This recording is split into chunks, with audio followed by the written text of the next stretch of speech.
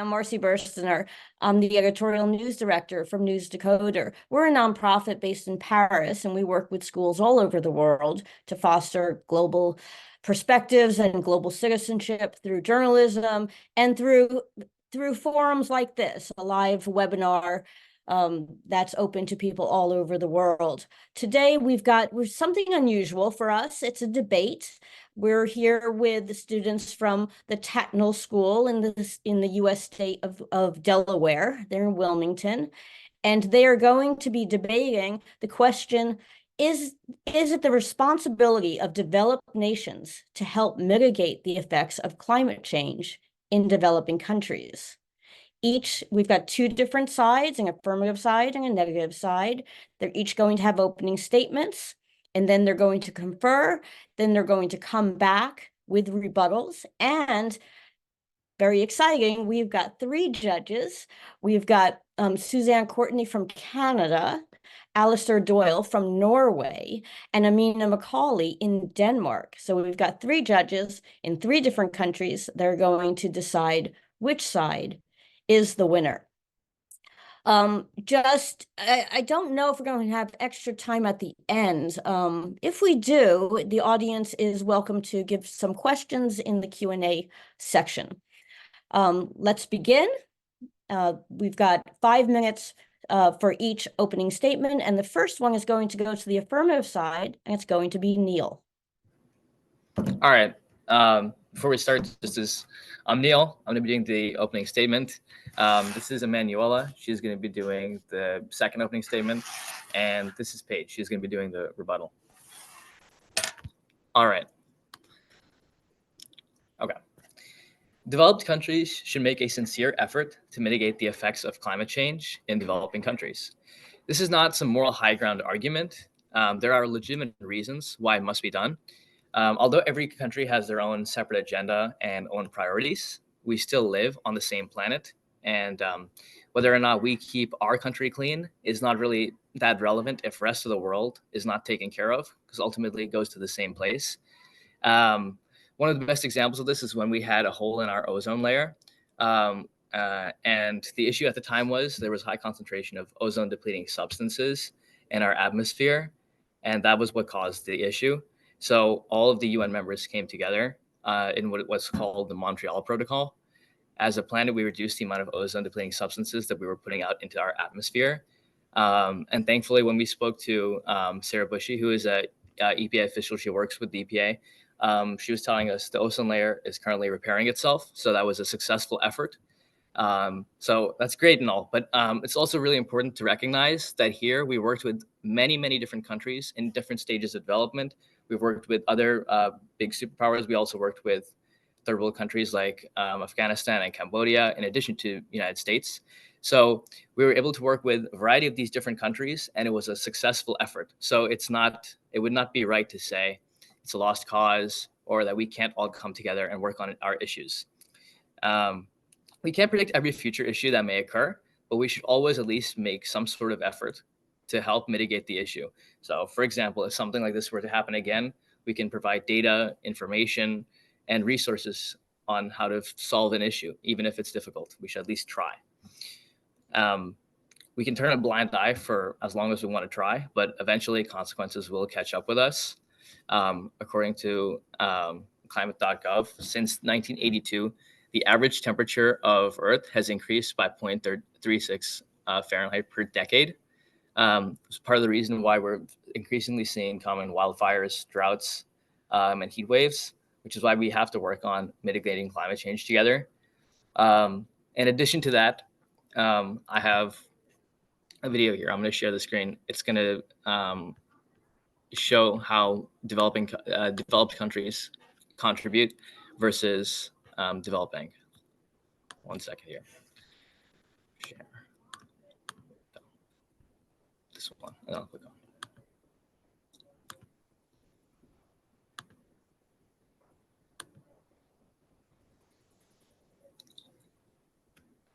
Should start. Oh boy.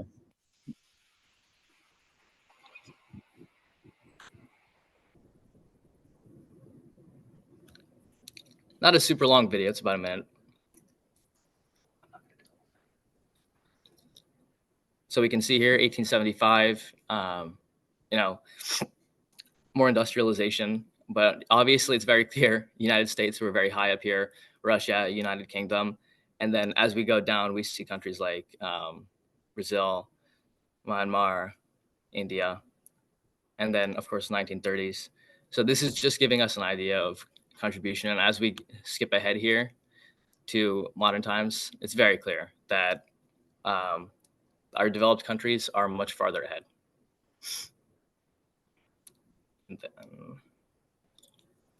stop share. Okay. Thank you. Okay, we now are going to go to the first opening statement from the negative side, and we have Camille. Hi, yes, thank you. Okay. Hello, and thank you all again for your time. We are here to talk about how it is not the responsibility of developed nations to help mitigate the effects of climate change in developing countries. So, to address this, we need to establish a shared definition of what exactly those responsibilities are. The responsibility of any country is to first care for its people. To do this, as National Geographic has stated, countries enforce laws that help with foreign affairs, the economy, and public services. In environmental law, climate change has quickly become the most significant topic, and for good reason.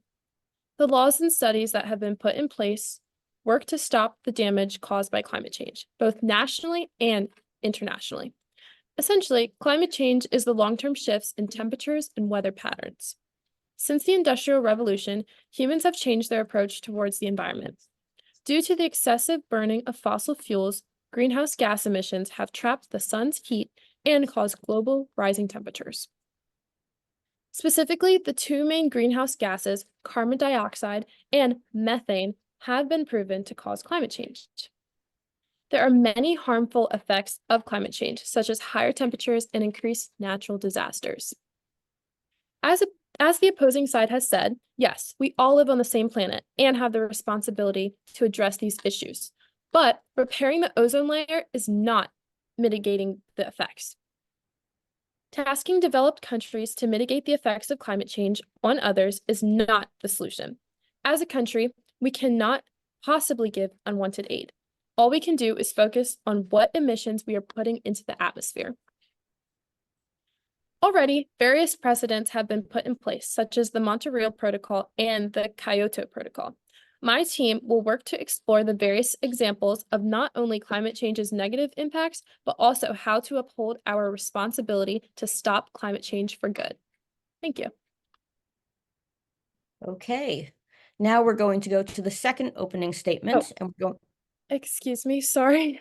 Sorry, I know we should have sorted out before, but in mock trial, you can save time. We had around 2 minutes and 50 seconds left from our first opening statement. Maybe save that for our second opening statement. Is there any objection? What was the proposal again? That they have saved time and that they can reuse it. We have saved time as that's well, what they're so, saying, right? yeah. Well, yeah, we have saved time as well, so that's all right with us. Yes. Okay, okay, as long as I don't know if you had 1 minute left if you want Yes. for information. Yeah, A minute Time and to 4 save time. seconds. Well, we'll take our minute and 4 seconds. Thank you. Yeah. Okay, okay, as long as there's no objection. Okay, now we are going to go to the second opening statement, and with the affirmative side, Gino. No. It's Emmanuel. Emmanuel, sorry, last minute change. Oh, you mean there's a last minute change to the last minute change? Emmanuel. Yeah. I can start now. Yep. Imagine a contagious disease spreading rapidly across the world. Developed countries where the outbreak originated have better access to healthcare resources and vaccines, while underdeveloped countries struggle to cope with the spread due to limited resources. Just as it's in the interest of the whole world to contain and treat the disease globally, it is imperative for developed countries to assist underdeveloped ones in combating the effects of climate change, which affects everyone regardless of borders. It is a responsibility of developed countries to help mitigate the effects of climate change. This doesn't mean they are fully liable to entirely fund climate change. Climate change is a global issue, so it requires a global solution. Mitigation can be as simple as sharing resources and tools to developing nations. One solution is transferable energies. This entails technologies that we can use and also share with other nations. For example, the electrical vehicles, solar panels, and windmills that we already have can easily be shared to these third world countries who don't have the technology to do it themselves.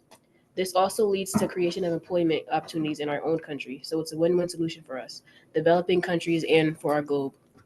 It is especially the responsibility of developed countries because there is evidence that shows we emit the lump sum of the greenhouse gases, as we could see in the video. This makes sense because the United States and the countries of Europe grew their economies by burning fossil fuels and spewing carbon from their factories, homes, and cars. Today, they still emit carbon and other greenhouse gases disproportionately into the environment, although other big countries such as China and India have caught up. According to the National Resource Defense Council, wealthy countries, particularly the United States and Western European nations, have emitted the lion's share of greenhouse gases that led to the climate crisis. In fact, just 23 developed countries are responsible for half of all historical CO2 emissions. Yet it's developing nations that are being hit hardest by the effects and are the least ready to respond. This is unfair to developing countries because our emissions cause them to get the short end of the stick. In the same way, acid rain gases originate in urban areas, but winds carry them for hundreds of miles into rural areas.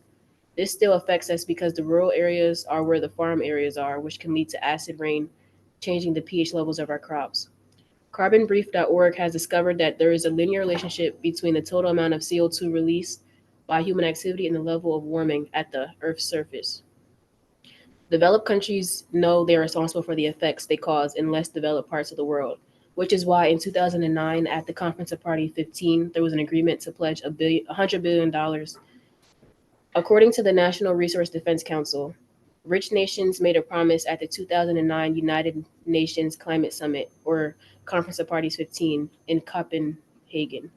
Together, they agreed to mobilize $100 billion per year, officially beginning in 2020, to help developing countries reduce their emissions and adapt to the impacts of climate change. This pledge was not fulfilled, and the ones who are left to suffer with that aren't the ones who caused it. In addition, it's not just about being nice. If we don't help poorer countries, things will get worse for everyone. The IPCC stated extremes only become more widespread and pronounced with each increment warning. Climate change can make problems like poverty and hunger even worse. It will also contribute to scarcity of food and water, so by helping others, developed countries are also helping themselves to stay safe and secure. Lastly, rich countries have agreed to help out in international agreements like the Paris Agreement. So it's not just about being kind, it's about keeping promises and working together to solve a global problem that affects us all. If we don't help now with the effects of climate change, it's only going to come back to us later.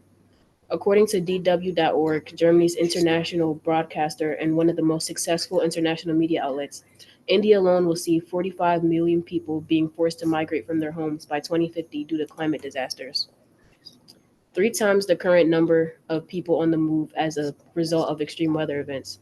According to the State of India's Environment 2022 report, India is the 4th worst hit country in the world when it comes to climate change induced migration, with more than 3 million people forced to leave their homes in 2020 and 2021. When people migrate, where do we think they're going to go? It's only going to affect us. Thank you. Thank you. Okay.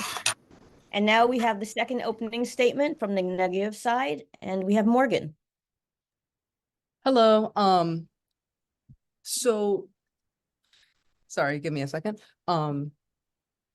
We are arguing that it is not the responsibility of developed countries to mitigate the effects of climate change in other developing countries. And the reason why this is that mitigating the effects is not a solution. Mitigating the effects, yes, these are not ideal things. These are problems and people are suffering. The refugees that Emmanuel was speaking about, people are having to flee from these disasters and they have nowhere to go. But as Emanuela was saying, there will continue to be nowhere to go if all we focus on is mitigating the effects.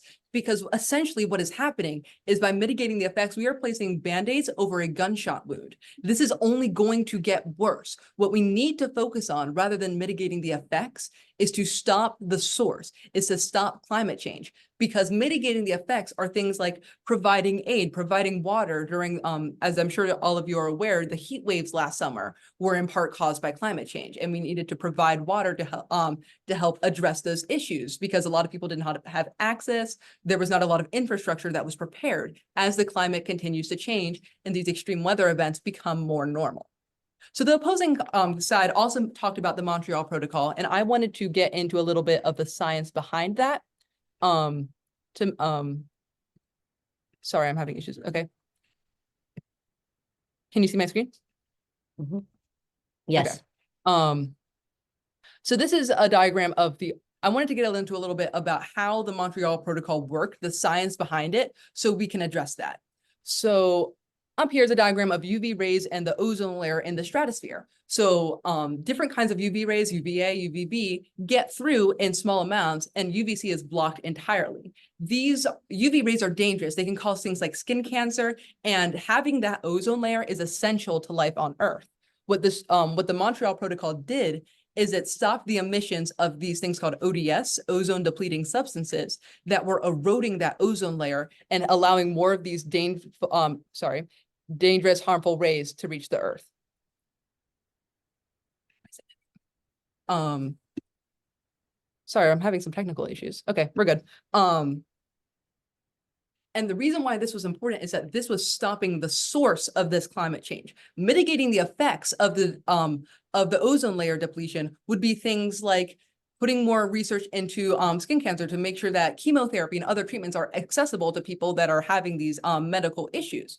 Mitigating the effects would be things like providing aid, provide investments into these other countries' medical infrastructure. What wasn't mitigating the effects was the Montreal Protocol, because mitigating the effects ultimately is an ineffective solution.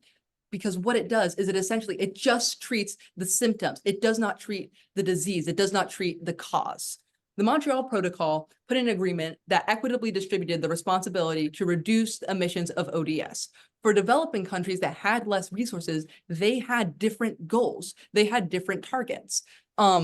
Because it is not the sole responsibility of developed nations to address climate change. So carbon dioxide has this is one diagram of cumulative carbon dioxide emissions over years. And then here is total, because the definition of developing versus developed countries is it's muddled. It's not clear. What we need to do is, instead of worrying about these distinctions, as you can see, China is producing many, many carbon emissions, but isn't considered a developed country. What we need to focus on is equitably distributing these burdens so that everyone can reduce their own emissions. With an international community, we have the UN in place. We have other environmental protection agencies in place to help people work from the top down to put in these goals to so we can reach those goals and stop climate change. Again, as the other opposing side has mentioned, we had a speaker from the Environmental Protective Agency, Sarah Bushy, that spoke about not just what the EPA was doing to meet these goals, but the fact that they were setting higher ones, that they were going beyond, because it is in everyone's best interest not to mitigate the effects, but to stop the source. Another example of this is the Kyoto Protocol in 1997. I have a minute overtime, 2 minutes overtime actually, which was another example of the UN setting standards globally for actually this time just for developed countries for reducing greenhouse gas emissions. The greenhouse effect is, I did not realize I was still sharing my screen. I apologize. The greenhouse effect is when these UV rays affect that too. When light gets into Earth, you have another layer of not just ozone, but things like carbon dioxide, methane, even water vapor is actually a greenhouse gas. And then the light would sort of bounce against the Earth's surface and it would get stuck. It wouldn't leave. And that heat would get stuck and it would warm up the Earth. So these greenhouse gases, while they help us, they keep us warm and not at 0 degrees Celsius all the time. They also, again, I'm going over, I have 2 minutes. They also can get too hot, and that is what we are experiencing right now. Yes, developed countries are more responsible for emissions of these greenhouse gases the majority of the time. The solution to this are things like the Kyoto Protocol, which equitably distributes these burdens and not just mitigating the effects. Because again, I can say this, it doesn't work. It's if you are just treating the symptoms, these are solutions such as providing aid, providing resources to other countries, but that ultimately will not stop the climate crisis. It will not address the root cause under this. What we are arguing is not just to do nothing. It's not just to sit here and watch the world as the planet warms and these disasters worsen and be like, well, it's not happening to us yet. Because we are doing things. The United States with the EPA are meeting these goals and surpassing them. The Paris Agreement, countries all around the world are trying to save our planet. And they are not doing this by mitigating the effects. They are doing this by addressing the root cause of the climate crisis. Thank you. Okay. We now are going to, the two teams are going to go, we don't have a breakout room per se, so we're going to ask each team to mute their speaker so you guys can talk without us hearing. And we're going to do that for 5 minutes. And in the meantime, I'm going to introduce the judges. And so, or have the judges introduce themselves. So let's begin with Susanne. Tell us a little bit about yourself. I'm based in Canada. I write primarily about development finance, climate finance, and international development issues. I was the executive director of Action Against Hunger Canada for 5 years, and prior to that, I ran AMREF Health Canada, which is African-based international NGO, a fabulous NGO. And before that, I had my own communications and public affairs firm for 10 years, which I sold. I started my career in the Canadian Foreign Service. My second posting was to the Ivory Coast, where I was liaison with the African Development Bank. And I was on a mission to meet with the Minister of Energy in Burkina Faso to talk about how they were going to collect payment of invoices for a electrical energy transition, technical energy plant that we were just about to flip the switch on. And the Minister of Energy said to me, you know, we actually don't care how that's going to get paid for because you're just going to come back and fix it anyway. So I got on the plane, I went back to my ambassador and I said, I quit. I don't like what we're doing here and I'm going to do something else. So that was, I've lived in Africa many times. I've spent a lot of time traveling to Africa and South Asia, but my passion really is about who pays and how they pay for it. Great. Well, it's perfect debate for you. Alister, how are you doing? I think you might be muted. There we go. Yeah, very well. Thank you. Wonderful debate. Thank you for letting me take part in this. So I'm Alister. I live in Norway. I'm British originally, but since Brexit, I've also acquired Norwegian citizenship, so I can stay around, traveling around the EU a bit more easily. I've worked as a journalist for all my career. I worked at Reuters for 36 years, goodness. And I've had postings in Brussels, London, Central America, France, here in Norway. And the last 15 years I was working there. I was the environment correspondent. So I covered a lot of the things we've been hearing about, you know, the Copenhagen summit in 2009, the Paris summit in 2015, all the run up to these great breakthroughs or not, as you look at them in terms of the climate.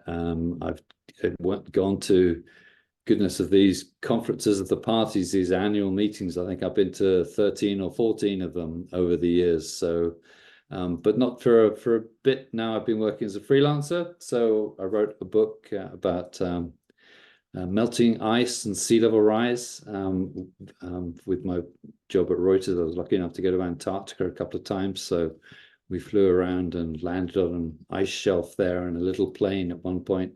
But now the project I'm working on at the moment is a project about climate litigation for a think tank in Stockholm about the international idea. So I'm trying to write them an overview of climate litigation, about the rise of climate lawsuits around the world and where we're going with those. Are they going to fix the planet, or are they just going to be another form of pressure on governments? So yeah, well, that's really timely considering what just happened in Sweden. Yeah, there's all sorts of stuff happening, aren't there? Yeah, exactly. Yeah. It's there's the Swiss women last week as well, where they got, you know, they were told by the European Court of Human Rights that Switzerland has to do more, which is a really interesting thing in a democracy, because the Swiss voters said no to doing more a couple of years ago in a referendum. We have So- a story coming out on News Decoder that's going to explain all that for those of you in the audience on Wednesday, I believe. And great. And so now I think we have just enough time to introduce Amina. Amina, how are you?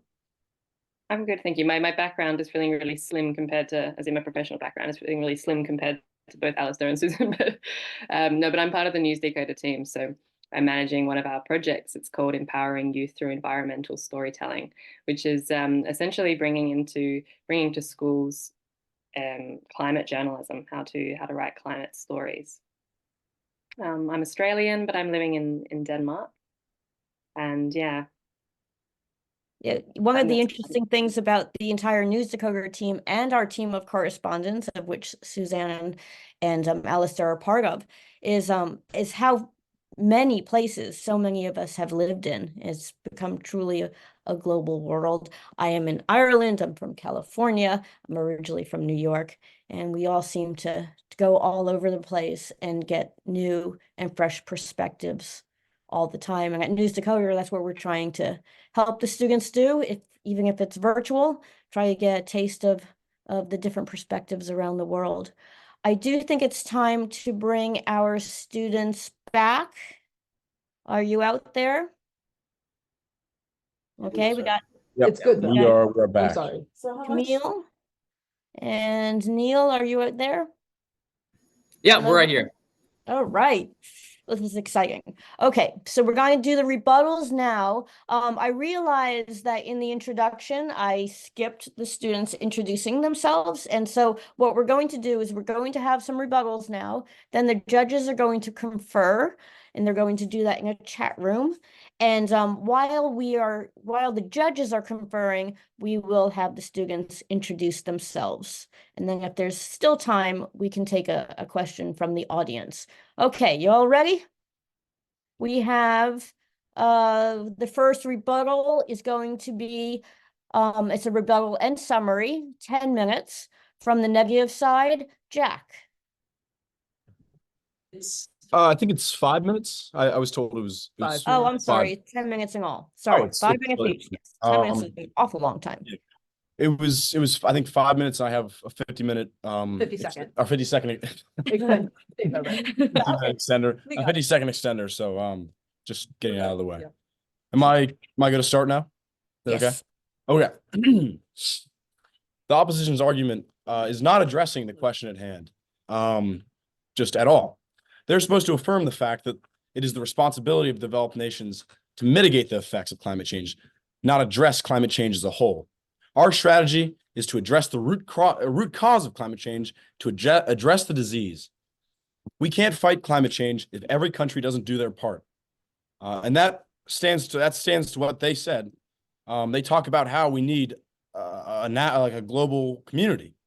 That's what we agree upon.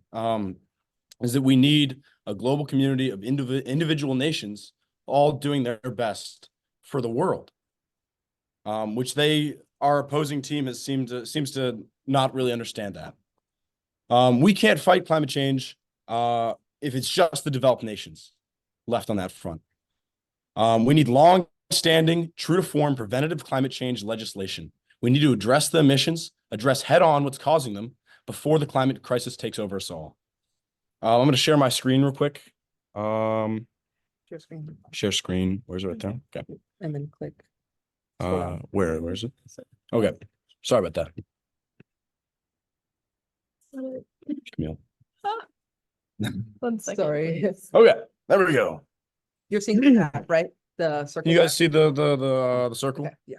Okay. As you can see, about 60% of all carbon emissions results from developing nations, which just simply for the fact that there's more of them, which, is just sort of how then, as a whole, this graph shows exactly our point, is that it's not just developed nations, it's the entire world. And and that we need more long-standing legislation that pertains to each country as they can do it and as they need it in terms of emissions. Yeah.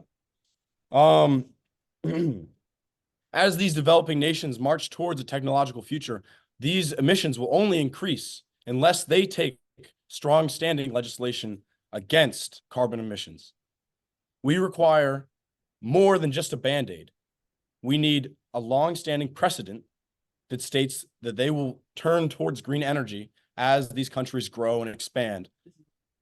Yeah, which is what the United Nations is doing, and is what our entire argument is about, is that we need more things like the Montreal Protocol and the Kyoto Protocol, things that bring together the nations in the world, bring them together to focus on the entire issue, not just things that are going on in developed nations or developing nations in the world, to encapsulate the entire issue, which is to provide a long-standing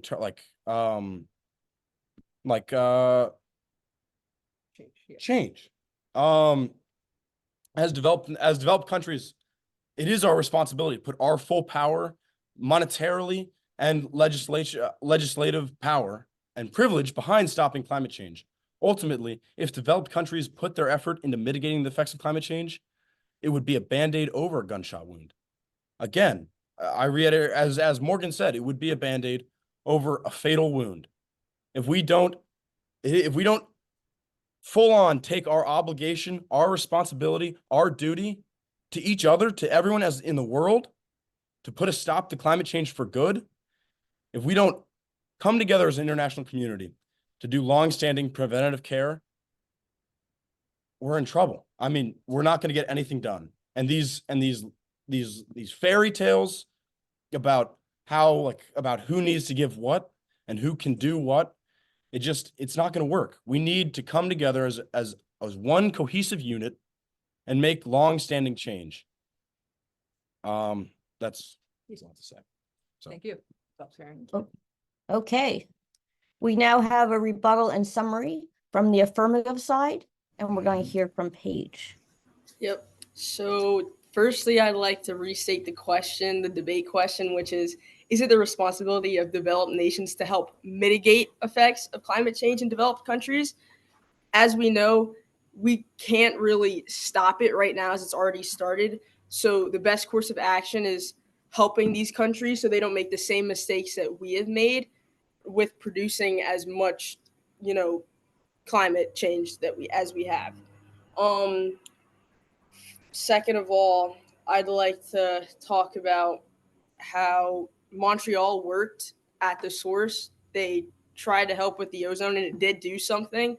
So there's not really a conversation to be had about put a Band-Aid over a gunshot wound and helping it. And as you guys have said, stop mitigating and actually go for the source. I'd like to ask what you guys would have to actually stop it at the source, because nothing has been presented as an alternative option. These countries need help and they need aid. No, I know. And that, as much as that may not mean that we step in and we do everything for them, we could share resources. We could, the mistakes that we've made, we can go and we can help them not make those mistakes. Every country can't do their part if we're all making it worse for them. So to do so, they need the resources which we can provide to them. We are the majority, as we've seen in the video that we played. So we should try and help do the majority of work.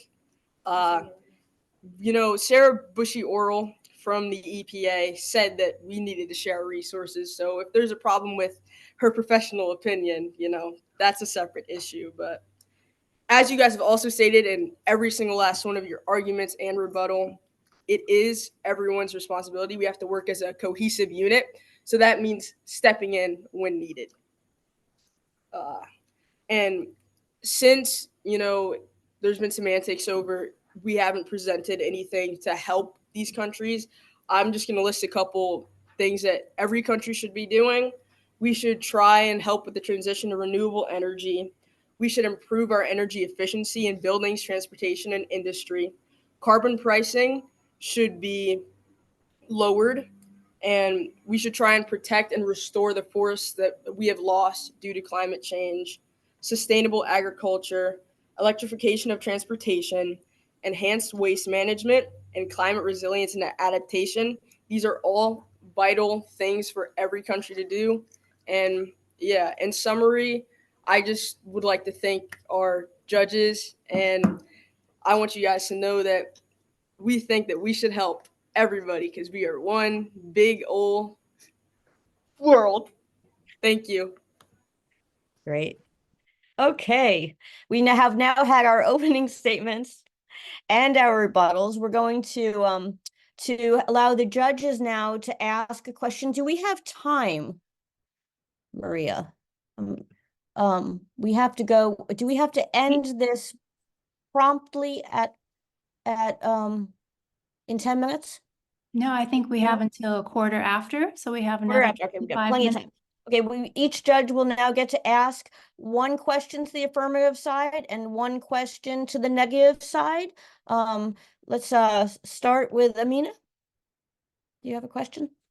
Sure. Okay, so my first question is for the negative side. You can choose who answers this, but I would like to ask, do you not think that it could be a part of the solution to help mitigate? Doesn't have to be the whole solution, but is it not part of the solution for wealthy countries to help mitigate the effects of climate change in developing countries? Yeah. So mitigation of the effects is part of treating the climate crisis. Yes, definitely. However, it is more the part of the prompt that we are objecting to is more responsibility. Because if we were to look at the responsibility as co-speaker, sorry if you did mock trial, co-speaker Jack was saying, is that it is the full responsibility, the only responsibility and the most important responsibility of these developed countries to stop climate change, because developed countries are contributing the most to the climate crisis. So it is their sole responsibility to stop contributing to the climate crisis. Providing aid, helping developing countries not, the way to say it is, I believe, as Paige was saying, not make the same mistakes we did. Addressing that is important. It is not a responsibility. It is part of, it's not the responsibility. It is something ideally we should be doing. But if we're looking at, okay, these countries are kind of only looking out for themselves. And so the most effective way to treat the climate crisis is to focus on, as a country, like my own country, how can we dial back? How can we not make these negative impacts? Instead of how can we help others? Because that countries do not naturally put the full force of their effort behind that. And I guess we're taking advantage of the self-serving nature of countries to create long-lasting change. Thank you. Great. Okay, and your second question, Amina? My question now for the affirmative side is, so you said that we should all be working together, wealthy countries should all be working together, but then you showed that really good graph, but it showed that the US is way ahead in terms of the developed countries that have emitted the most. So what would you say to the argument that maybe it's not wealthy countries working together, and the world working together, maybe it's actually in the hands of the US? Yeah, so yeah, certainly on that graph, it's definitely very clear the US is pretty high up on there. But yeah, I think that still would fall under the same category, because US has to regulate ourselves, obviously. But in addition to all these other countries, they're still on there, right? Like, it's definitely a huge difference. But even if the US were to completely just go to maybe whatever we would consider an acceptable level, we need to still work together, because the rest of these countries may not be able to do that for themselves, because they may not have the resources. US is very lucky in that we have the ability to work together because of the resources we have, but a lot of these other countries don't. So the US is definitely very high on there, and especially in comparison to other developed countries. But yeah, well, we need to do more, and working together can only help that, because you're not going to have more of an issue if you have more teammates. So Great. Okay, Thank you. great. We're going to go to Tom. Tom, do you have a question for each side? And again, you're muted. Do you mean Alister? Oh, Alister. Tom, easily confused with him. Okay, so I'll throw on to the negative side then, please. First, as just like Amina did. I looked up the Paris Agreement, which guides climate action and is signed by all governments. And one article there says, developed country parties shall provide financial resources to assist developing country parties with respect to both mitigation and adaptation. How do you they've accepted they have a responsibility to do it, haven't they? Or how do you get around that? Okay.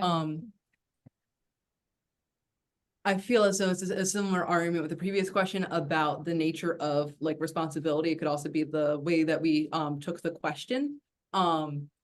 But what we are proposing is that at an international level with the United Nations, with these agreements, that is where it has to begin. That is where and what these agreements dictate are the ways to stop climate change. The mitigation of the effect is a financial liability issue.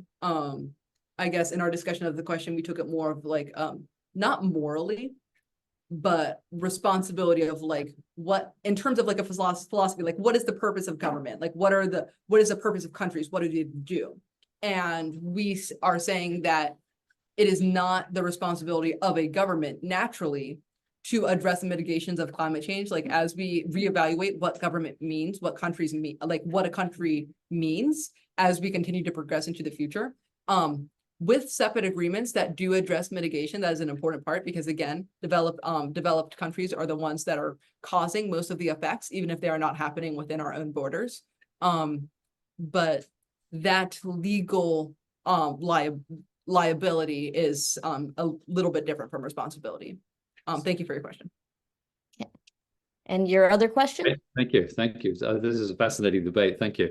The other question for the other side then is the no side had quite a good illustration of how developing countries are actually causing more emissions these days. How do you define what a developing country is then? Who are we really going to put resources into helping places like China and I don't know, in some UN definitions, places like Singapore and South Korea and Mexico are also developing countries in the way that things are measured. Where are you going to how are you going to define those two things? Sure, absolutely. You know, I think I'd define a developed country as someone who's bringing in high income, who's established in their sovereign state, like they can establish what they want to do. And an undeveloped country, I'd say, are like countries that they're they're just starting out. They don't have that many, like they don't have a strong balance with the other countries. For instance, I'd say Miami Beach. My bad. They messed it up. I would say countries that don't have enough resources to support themselves. Like, for instance, Miami Beach is aware of the climate change issue, and they're spending hundreds of millions of dollars to raise streets and install pumps in preparation for the expected flooding from rising seas. But somewhere like Haiti is only 700 miles away, and they don't have the resources to do projects, but they're aware that the problem is at hand. Thank you. Great, thanks. Thank you. Susanne. First of all, I want to thank both teams for your very good arguments. I think you did a fabulous job, and I think the question is a very complex question. So I really want to talk about historical responsibility, and I'd like both sides to answer that question. Is there not a historical responsibility of developed nations to developing nations? And by the way, let's lose the language about we're just going to help them out and we're going to make sure that they can learn from our mistakes, because these are countries that are very well educated. They have a middle class, an emerging middle class.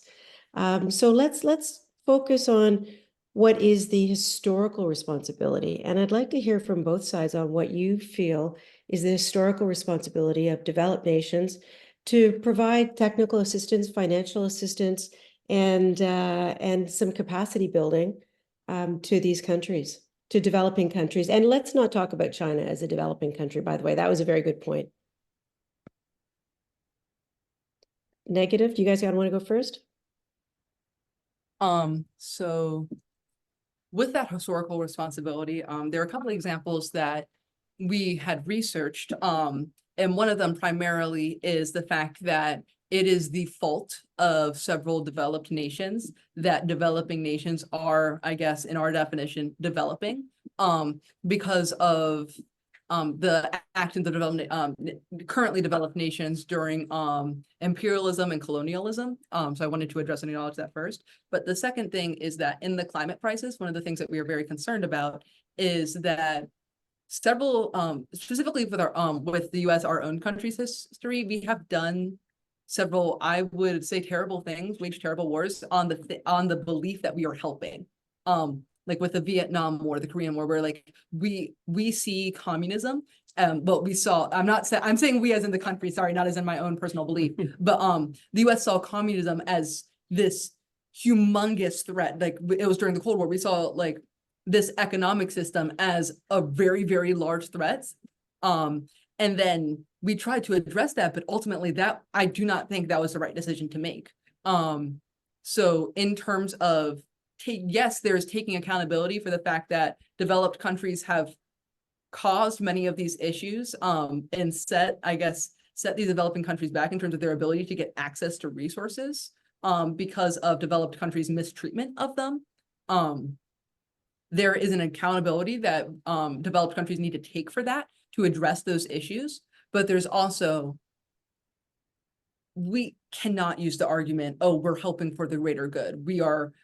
It's like if a country's like, hey, it's cheaper for us to use these, use gas, use oil, or do wood burning, which can release things like carbon monoxide, indoor and outdoor air pollutants. And we're doing this because it's cheaper. How much can we step in? Like, at what point are we compromising? Like, as you said, these are very well-educated people. It's like, we can provide resources, yes, but how do we make sure we are not compromising, I guess, their sovereignty, their independence? And it's, I believe, a really important ongoing conversation to be had. Because yes, some of these less environmentally friendly solutions are cheaper. So it helps that if we provide money, if we provide the resources that make the more environmentally friendly solutions more accessible. But we need to understand that ultimately each country is independent for a reason. And that's why we have these international agreements to try to hold the globe together and to keep us move towards the globe's interests. And that should be the job of those international bodies. Issues of whether those international bodies are run more by certain countries than others, those are also issues. That's a separate issue. That should not be individual countries, sorry, not companies, individual countries. That should be an international body or an international community to make sure that we don't run into those issues. So thank you. I really like that question. Thank you. Are you first just gonna ask if you could repeat the question again? Is there a historical responsibility from developed countries to support the adaptation and mitigation of climate change effects on developing countries? So we're gonna say yes on this one because rich polluting nations still owe the developing world. It's true that developed nations have historically contributed more than undeveloped nations, but it's the principle of the common that these differentiated responsibilities recognize that these developed nations have a greater responsibility to take action. Based off their historical emissions, like the video that we showed, and their greater capacity to address climate change compared to developing nations. And to touch on, the national sovereign, whatever. While respecting national sovereignty is important, climate change is a global issue that affects everyone and requires a collective action. No matter if it's these countries acting individually without help, we're still all going to be affected by it as long as we take the greater leap towards a greater good. These developed nations can provide support and assistance in a way that respects the priorities and policies of developing countries, which doesn't impede on their government and whatever actions they want to take as countries. But yeah. Okay, Thank great. you. We are now going to move on to the next stage. We are going to ask our judges to go into a separate Zoom room so they can confer. Is that possible? Yeah, Alister and Susanne, I've just sent you an email with a link to a separate. We'll have to leave and then we'll come back after we've talked. And while you are doing that, we are going to have the students introduce themselves. And so okay. And we're waiting for Suzanne, are you able to join the extra Zoom? Okay. Okay. So let's hear from our students.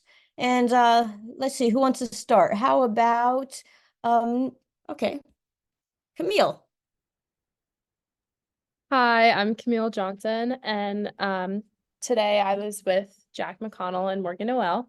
I also wanted to give a special shout out to our wonderful team of researchers, Simone, Romy, Trevor, Nate, Lola, Chris, all of them have been so helpful and Omar have been so helpful during this process. So I wanted to give a huge shout out to them as well. And shout out to Trev and Chris for running the timer for us. Yes. You can't see, but behind the entire time Behind the they're like scenes. stopping, starting, Yep. making sure everything's Helping with good. So, information. Yeah. So they've been very and also our helpful. teacher, Mr. T, for organizing this. Yep, and giving us this opportunity. Well, Camille, tell us a little bit about yourself. Let's see. I'm from Delaware, Northern Delaware. I run track and field.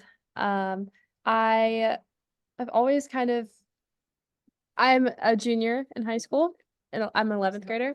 I am 17 years old and Sorry, never mind. oh, I'm sorry. I apologize. And I kind of have a newfound passion for environmental studies. Excellent. Well, it's a good thing you're in this debate. Yes. Okay, let's hear from Neil next. Neil, are you there? Yeah, this is our whole team here. We're all just really thankful we got to do this debate. Couldn't have done it without the help from everybody else. So really appreciative of that. And I think it was just a really nice experience to be able to do like a debate in online. It's more challenging, I would say, because it's not traditional. But I think it was a good experience, and we really appreciate that you guys all came here for us so that we could learn from this experience. So thank you. Excellent. We're learning as well because this is our first time. Let's hear from Emmanuel. Emmanuel. What was I saying? Just What tell do us you- a little bit about yourself. Oh, Neil, you didn't tell. Wait, hold on, Neil. You didn't tell us a little bit about yourself. Oh, okay, sure. Okay, I'm Neil. I'm a senior here at Tatnall. I will be going to college in Arizona, and I'll be studying corporate accounting. I'm not sure if I want to stay in that major or not. I'm going to find out. I'm really into wrestling. I wrestled for my school, wrestled for a club.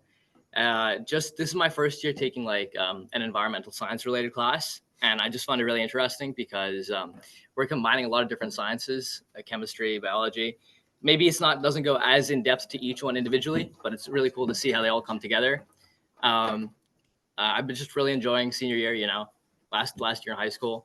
So it was really nice. And I love working together with my classmates on projects, debates. We've had one earlier this year. And yeah. Great. Excellent. Now, Emmanuel. Hi, my name is Emanuela. I'm 17. I'm a junior at Tatnall. Environmental science is my first year taking it. It's been a very good course, working with this class. And it's just been a fun experience. Thank you. Thank you. Excellent. And finally, Morgan. I'm Morgan. I'm 16. I'm a sophomore. I'm in 10th grade. So, I guess I'm really glad I took it. So previously, you had to take chemistry before. So I kind of was like, I really want to take this class. So I'm taking 2 sciences this year, and I'm really happy I took it. It's been really interesting, especially with debate. Like Camille does mock trial, Jack does mock trial, I do mock trial, which is a club during the winter time. It's a competition. I've also done debate before, and a lot of people at Tatnall actually go into do musicals, and the plays during the winter. And I guess both seeing environmental science skills, but also speaking skills, acting skills, not as in acting as in I'm lying, but acting as in enunciating or how I guess I deliver my lines being clarity. Yeah. So I'm really happy that I got to do this. It's my first year doing News Decoder. I'm the News Decoder ambassador. And it's just I really loved it. So, and also Jack is like, Yeah, well, we're going to go to Jack next, but now I understand why you guys are less nervous about this whole process than I was. How are you doing, Jack? I'm doing great. I am talking. Yeah. It's okay. I'm in 11th grade, and this is my first environmental course, and it's just great. I love our teacher, Mr. C. He's very, very good. If there's an award for your you guys can give, you should give it to him.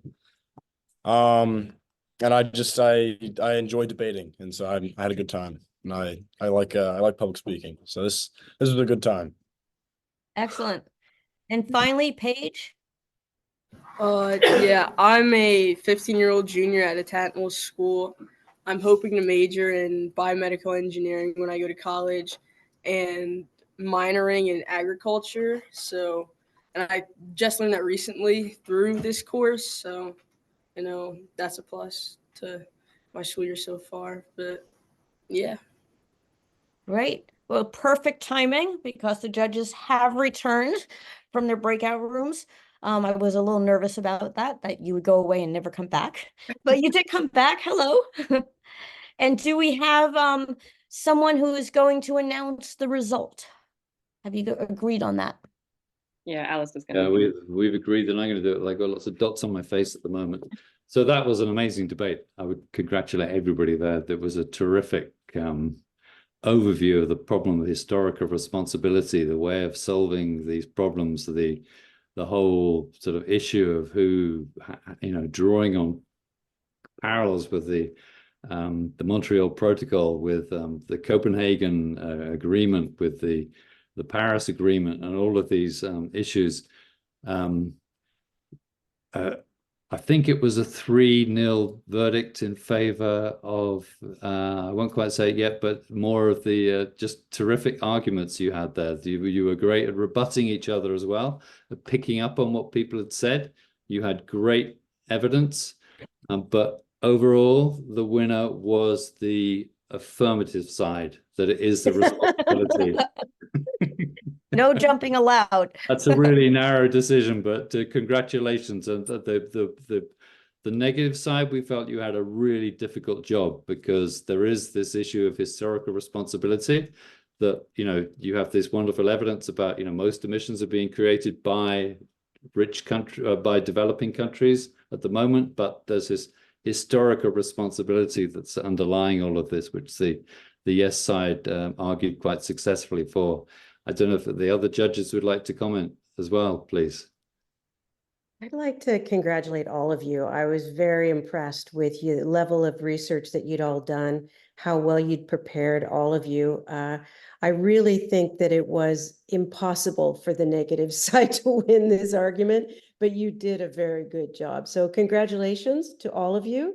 And we'll look forward to seeing some more of your results coming out of this debate. Obviously, it's hooked an interest for everybody. Thank you for your help and your participation. Mina, you have anything to say? I'll just add that again, to say that negative team, you guys had a really hard job, but the enthusiasm with which you presented your arguments was fantastic. And there were points where I felt maybe I could be convinced of this.